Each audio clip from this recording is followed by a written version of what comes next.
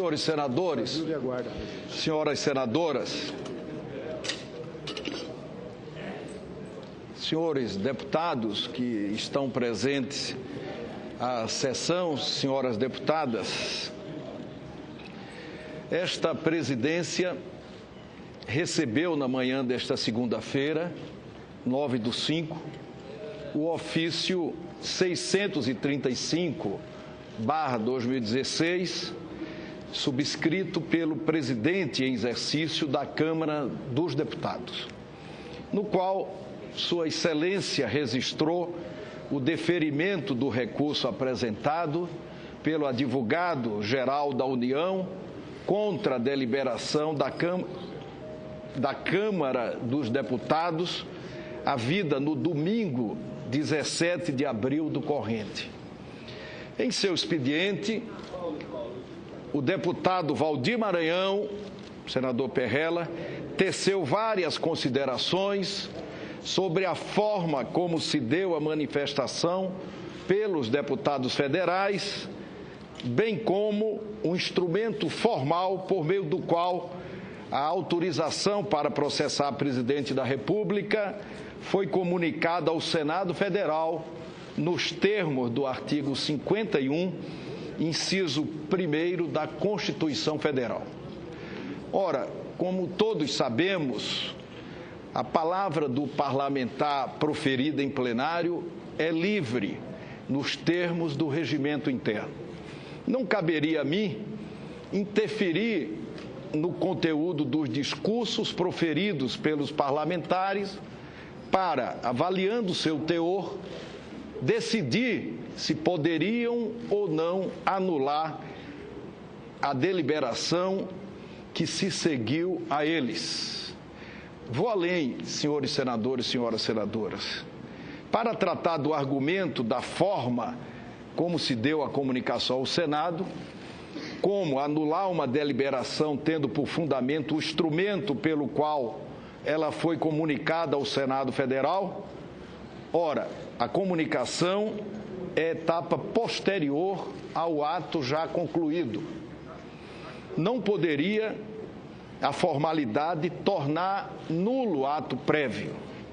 Mas ainda, senhoras senadoras, senhores senadores, que aceitássemos tal argumento, ou seja, que a autorização da Câmara deveria ter sido veiculada por meio de resolução e não de ofício, como foi, eu sou obrigado a rememorar as palavras que proferi aqui neste plenário na terça-feira, 19 de abril, sempre procurando me manter na isenção, na imparcialidade e tendo todos os cuidados com a democracia brasileira, conhecendo as dificuldades que historicamente nós enfrentamos na construção desse processo democrático. Na ocasião, na condução deste processo, seguiremos fielmente a Constituição Federal, os acórdãos do Supremo Tribunal Federal, em especial o da ADPF 378, a Lei 10.079 de 1950 e o precedente de 1992. Ora, o precedente de 1992, como podemos verificar no Diário Oficial do Congresso Nacional do dia 29 de setembro de 1992, ocorreu exatamente com a comunicação da autorização da Câmara ao Senado Federal por meio de um ofício e não por meio de uma resolução. Como poderíamos dizer que aquela comunicação de 1992 valeu e que a atual comunicação de 2016 não teria valido. Aliás, senhoras senadoras, senhores senadores, é importante ressaltar que a lei de 1950 é, por si só, a lei do impeachment, um fator de desestabilização política. Da edição da lei para cá, todos os presidentes eleitos sofreram esse tipo de assédio com pedidos de impeachment oferecidos perante a Câmara dos Deputados. Todos, sem exceção. Um pedido com tais consequências poder ser articulado por qualquer cidadão sem nenhum tipo de legitimação popular é uma porta permanentemente aberta para crises, impasses e turbulências, ao estalar de dedos da autoridade de plantão. Independentemente do desfecho desse processo atual, caberá, e eu tenho dito, queria aqui repetir, uma revisão urgente das previsões da Lei 10.079 de 1950, que coloca esse instituto do impeachment na raiz de todos os retrocessos, que, aliás, não foram poucos. Finalmente, e igualmente relevante, cabe assinalar a extemporaneidade de tal decisão. O Senado já está com esse assunto há várias semanas, sendo discutido diariamente na imprensa nacional.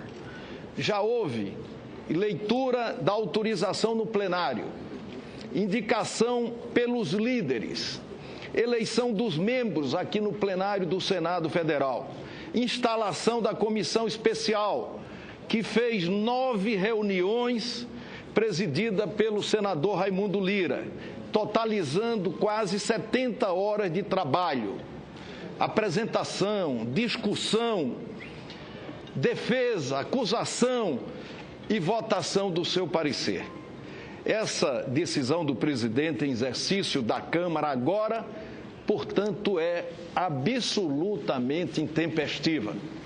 Quando recebi o presidente afastado da Câmara dos Deputados, que pediu celeridade e comunicou na oportunidade que aquela casa não deliberaria enquanto o Senado não ultimasse a deliberação quanto à admissibilidade, reagi, todos lembram, e chamei a atenção para as fragilidades das democracias e disse ainda que a tramitação não seria tão célere, de modo que parecesse apressado, nem tão demorada, de modo que parecesse procrastinação.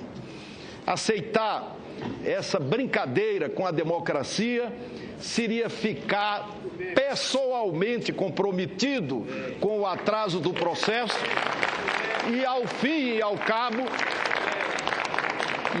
cabo, não cabe ao presidente do Senado Federal dizer se o processo é justo ou injusto, mas ao plenário do Senado, ao conjunto dos senadores, foi esta exatamente a decisão do Supremo Tribunal Federal.